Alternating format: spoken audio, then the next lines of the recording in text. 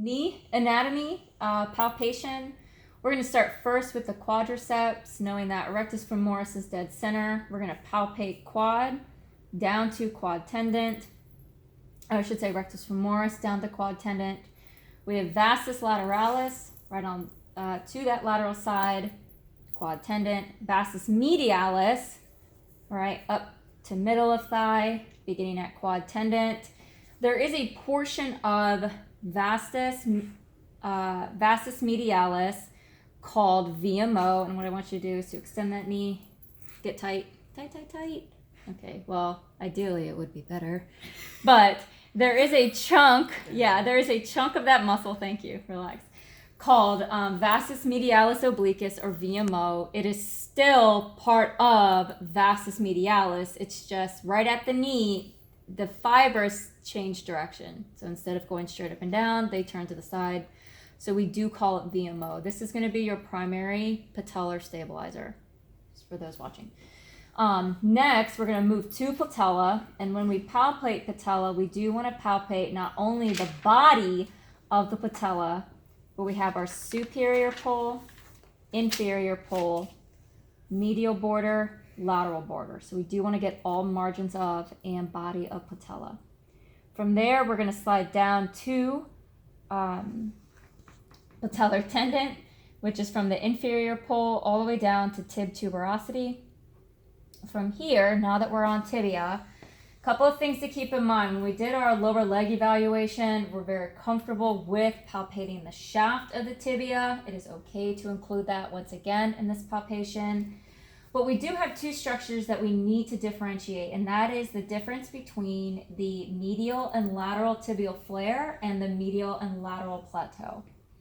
So the medial and lateral plateau is going to be the actual ridge that creates the joint line. That is the plateau. It's the leveling off, if you will, of the patella. The medial and lateral flares, as we understand with our long bones, they start narrow, and then as they move up, they're going to literally flare out. Those are considered the medial and lateral flares. Medial being medial, lateral being lateral. So the flares is like the wider part of the proximal tibia. The plateau is where it physically levels off. What else do we have? We do bring fib head back into the equation because we can.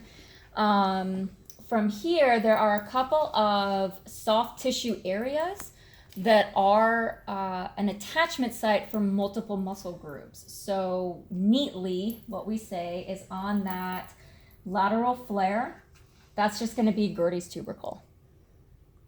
And it's a tubercle because it's the site of 3 muscle attachments, and we'll get to those later.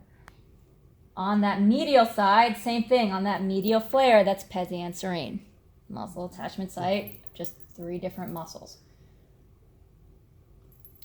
What else?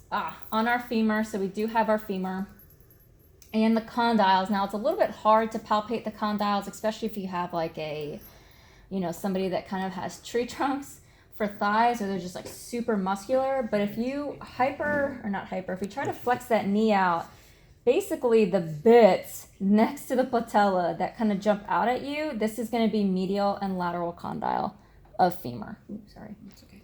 There is one landmark to be aware of on our femur. If you come into the center of the thigh and try to get as narrow as you can down to that bone, ride the bone down until you feel a bony block. These are going to be the epicondyles, or I guess like the most prominent part of the condyle.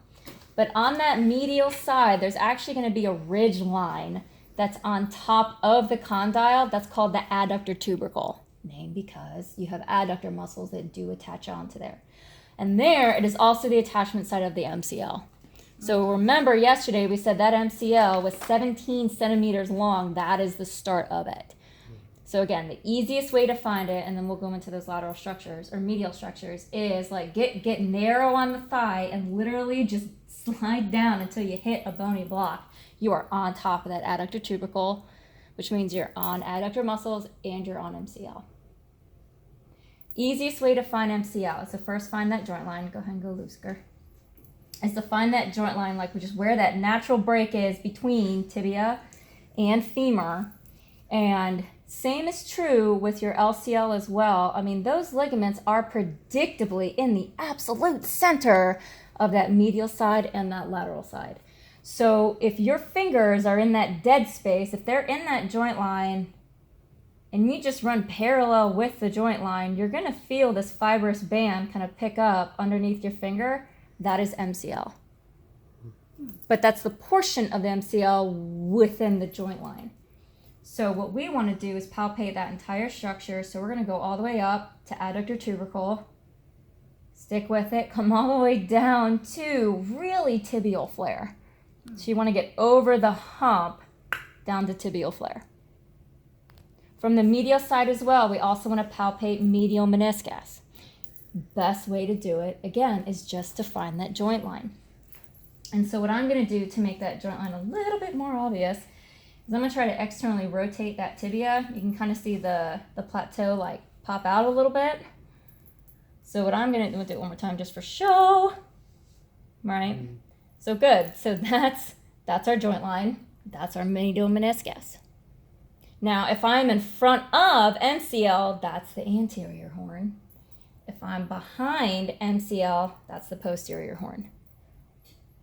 So as long as you're in the joint line and you are in front or behind MCL, you are on meniscus. Same is true for that lateral side. We're going to move lateral. Now, finding the LCL is a little bit trickier because it's a thinner structure. So sometimes it's easier to miss.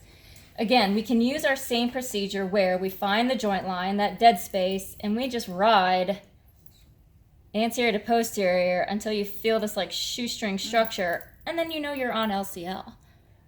Easier way to find it is actually to ask your patient, go ahead and put this ankle on that knee. Yep, that's going to crack open that joint line, and then that LCL sticks out very prominent there.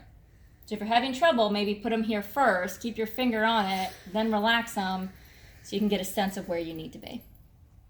Same thing with our lateral meniscus, only this time I'm going to slightly internally rotate her just to kind of like pop that tibial flare a little bit. So I know I'm in the joint line.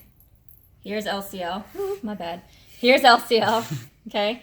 If I am in the joint line in front of LCL, that's anterior horn of that lateral meniscus. Same thing. We go behind posterior horn. Okay. We're going to keep there, but we're going to pause for a quick pause. Last of the anterior structures are going to be our bursa. So we're calling that bursa are just your friction pads of any joint. Doesn't matter if it's ankle, knee, hip, shoulder, elbow, fingers, you name it. But there are some prominent ones at at the knee to bring to your attention. That first one is going to be above the suprapatellar border, really right where quad tendon is, so named the suprapatellar bursa. So above patella, suprapatellar bursa. If we are on patella, like on the physical body of the patella, that is your prepatellar bursa. Now there are two, your book only talks about one. You have the superficial prepatellar bursa and the deep patellar bursa. If you just stack two bursa on top of each other, that's the difference between them. But if you are palpating the physical body, then you are on both the superficial and the deep.